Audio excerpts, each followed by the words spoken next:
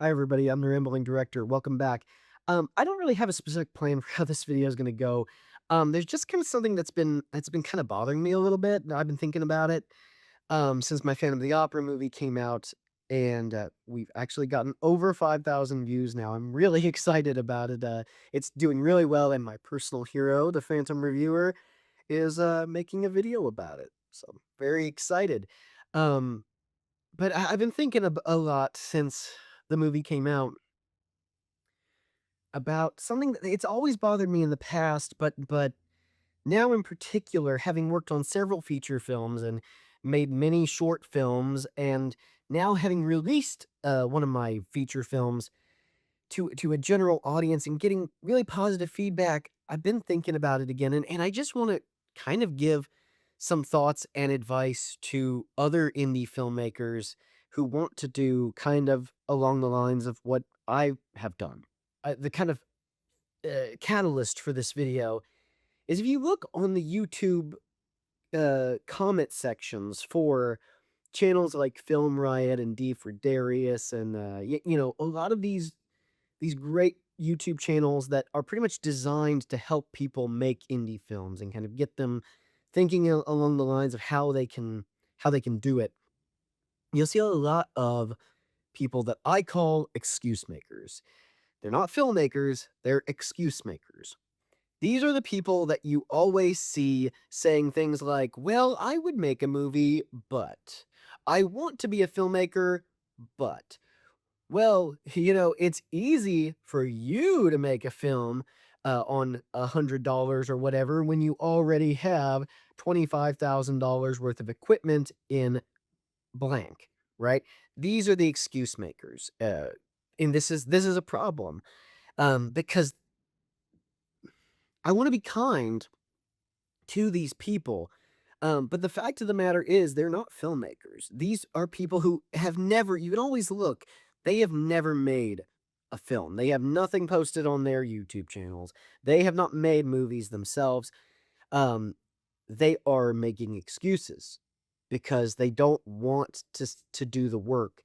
And it's helpful to say, "Oh, well, I don't have to make that movie that I want to make because I don't have a Red Epic. I don't have, a Blackmagic camera," you know?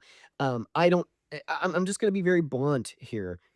I made my Phantom of the Opera movie, which is an hour and 40-minute feature film.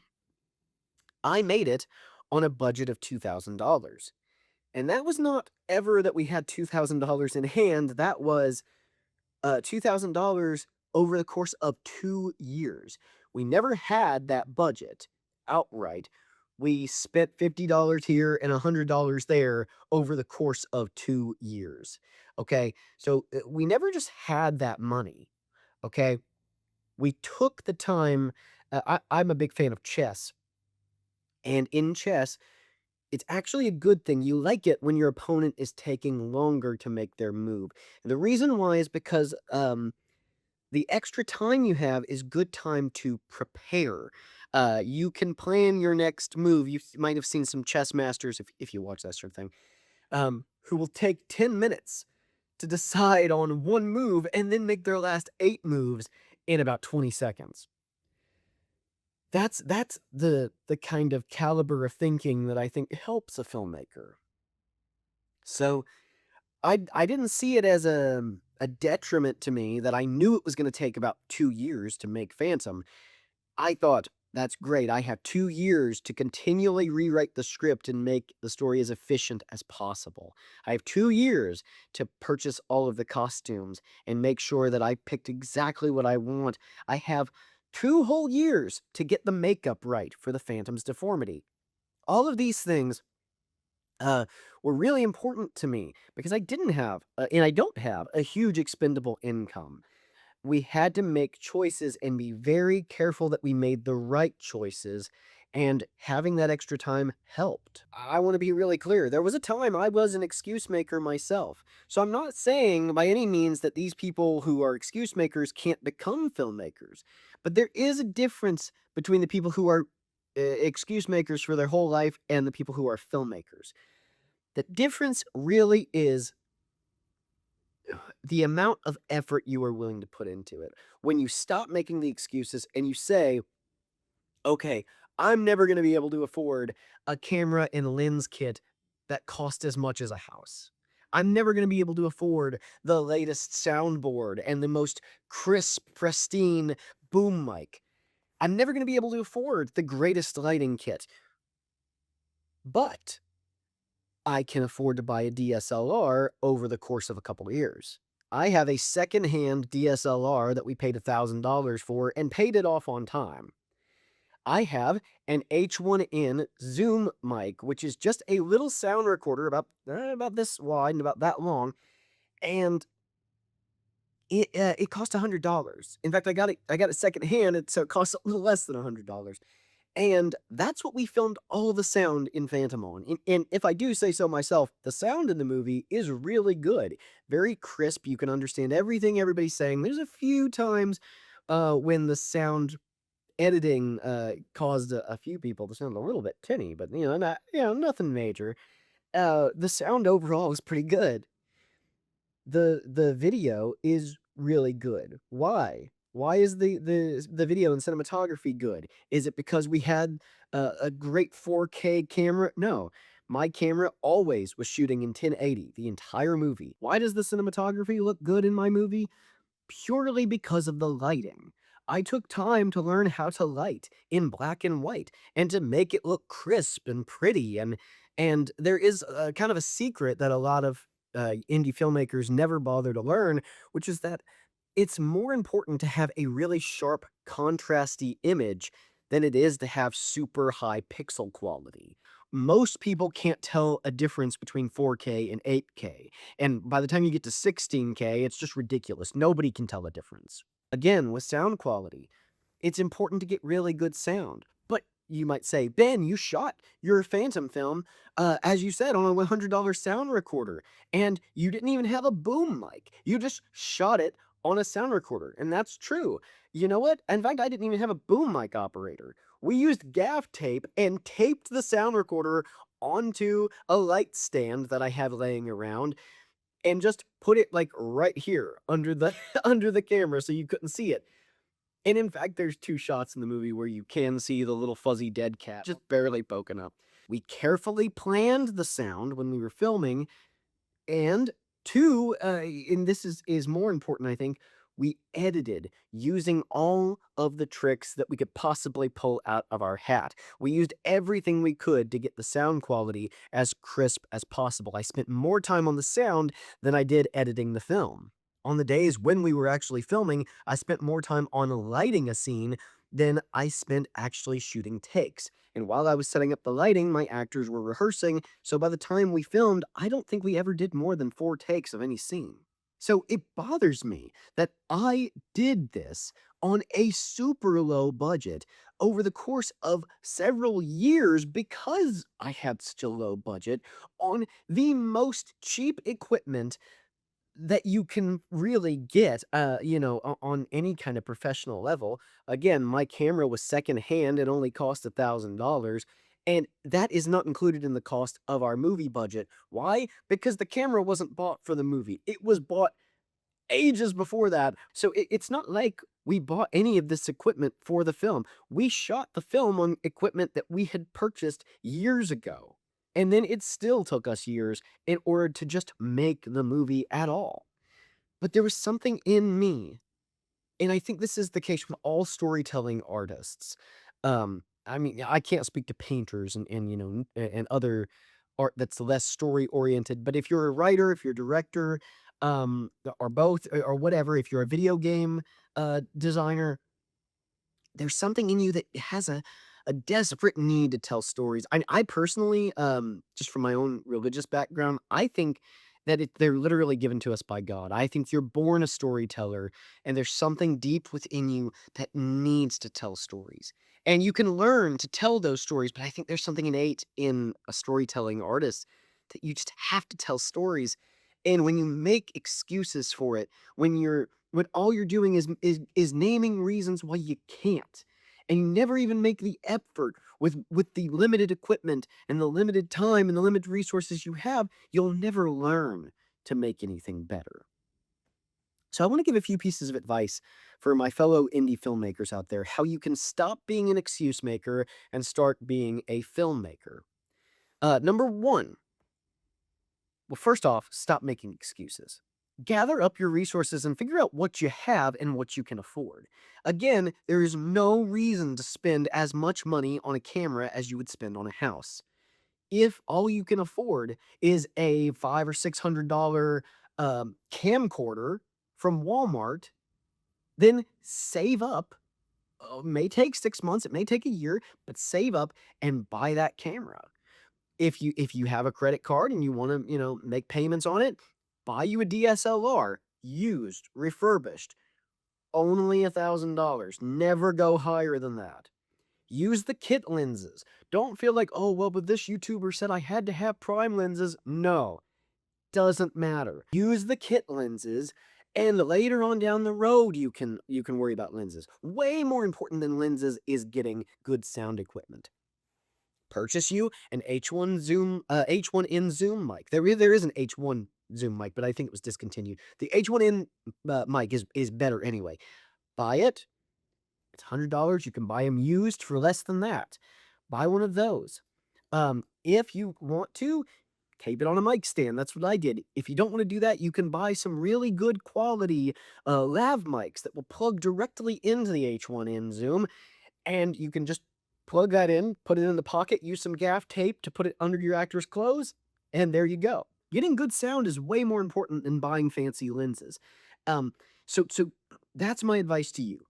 Get the camera you can afford. Nobody needs a Blackmagic camera. Nobody needs a Red Epic camera or whatever the newest thing. That's how out of touch I am. I don't even know what the newest cameras are. The last time I was watching videos about this sort of stuff, the Red Epic was like everywhere. That was the big one everybody needed. So I don't even know what the big one is now, but you don't need it. You don't need it. Hollywood productions don't need it. A DSLR is more than enough. My recommendation to you is buy a mirrorless one. Mirrorless. Sorry, I have a little bit of a speech impediment. It comes back every so often. Um, but if all you can find is one with a mirror, look up the limitations and shoot around those limitations. Because for years, I shot on a DSLR that did have a mirror. You know what? I just didn't do a lot of stuff that would cause the rolling shutter to act up and be weird. Learn to work within your limits. Nobody wants, and nobody, well, okay, lots of people want, but nobody actually needs absolute freedom. You will always have limitations in any film you make, in any story you're telling. Work within those limitations, and you will find you will make a better film for it. Jaws is the classic example. They wanted to show the shark left, right, and center, but the shark kept breaking down. And because of that, because they showed the shark less and less and less, the film became less horror and more Hitchcockian thriller. You rarely see the shark in Jaws. You see glimpses of it, or like its tail, or that famous dorsal fin going by at the top of the water, and the film was better for it. If you can't afford to do the thing that you want to do, think cheap. If you want to make a big alien invasion film and you want it to be like Independence Day, think, okay, maybe I can't afford that. But maybe I could make something like Signs, which is on a really low end. It's a single family in a single house. Then you can have your big budget destruction scenes on the TV, and maybe you could use slightly lesser quality materials to make that happen because, maybe it was shot on a camcorder. Maybe you base it in a different time period. There's lots of ways to make your movie cheaper. My Phantom of the Opera movie was originally scripted to be in the 1800s, like the book. However, I realized that making it in the 1920s was not only a nice reference to the 1925 original silent film of Phantom, but it was going to be much cheaper to costume and find props for that setting than to try to base it in the 1800s and have to deal with all of the different women's fashion and the men having different collars and stuff. Take advantage of every tool you have available to you because you right now have more available to you on your phone, which is what I'm recording this on, than all of the great directors who started off using Super 8 cameras.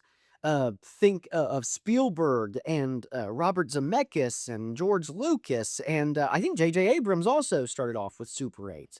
Um, and they had to edit by hand. You can film and edit an entire movie on your phone with color correction. You can actually use an AI app that will clean up the audio that you recorded so perfectly that it's the same as shooting on a professional quality boom microphone.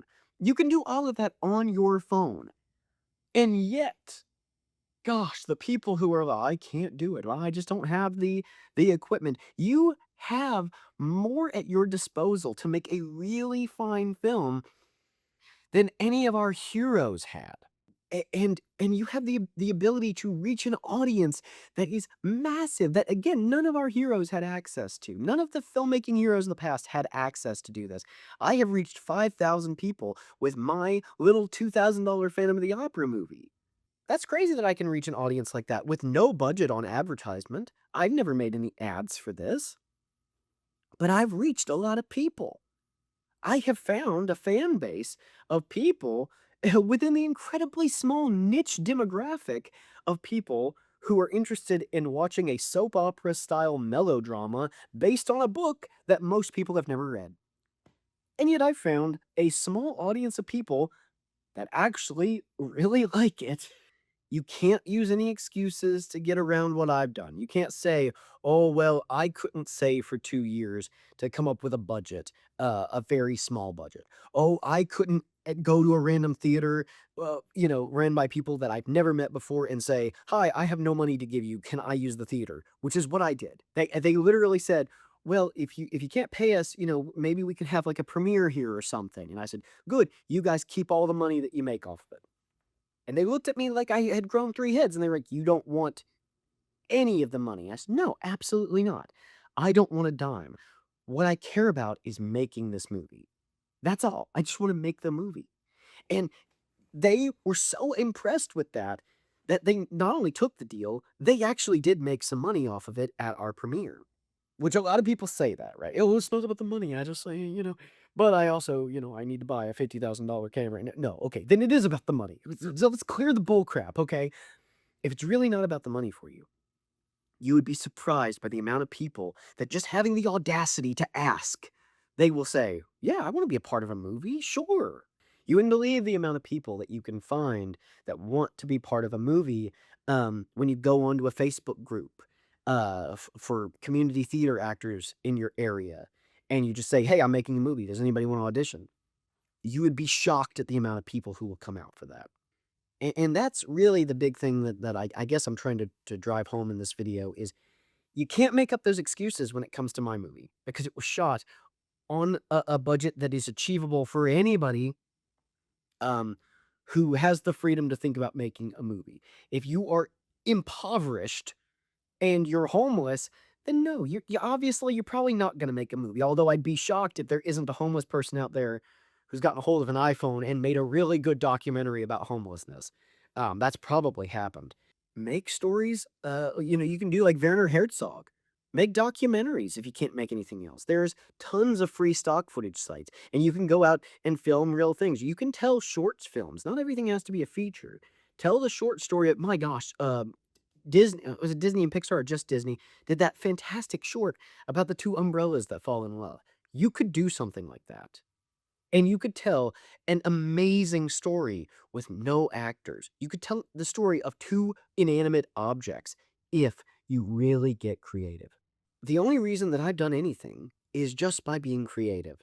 Having stories in my heart that touch me and make me want to share what I see and hear with you, because no artist actually makes art for themselves. We all, as artists, want to make art for a public that appreciate that art. And again, like if I can find it for my incredibly niche interest of Phantom of the Opera, um, then you can find that. There's no reason you can't. Um, but you have to try. You have to start off by actually trying to do something. And I don't know if this will help anybody, but I wanted to chip in my 2 cents as somebody with something to show, that you can do it. It is achievable. If I can do I know this cliche, but if I can do it, you can do it because I have nothing that you cannot get a hold of, over the course of 2 or 3 years. And in the time it takes you to get a hold of those things, you can be practicing in other ways. You can make movies on your phone that you already have. You can make movies on that old camcorder, with the SD card that, belonged to your dad or whoever. There's always things that you can do to tell your stories, and they don't have to be big, they don't have to be fancy, but you need to tell those stories. Don't keep making excuses. Um, because I got news for you. At this point, the level of technology that we are achieving, and the inexpensiveness of that technology, every year you're going to lose excuses. And when you're an old man or an old woman, um, you don't want to have the regret that there were stories you wanted to tell and you didn't. Tell those stories, because if you love them, I guarantee you there is a group of people out there who will love them too, and they're just waiting for somebody to tell that story. So thank you everybody for watching. God bless you, and I will see you in the next one.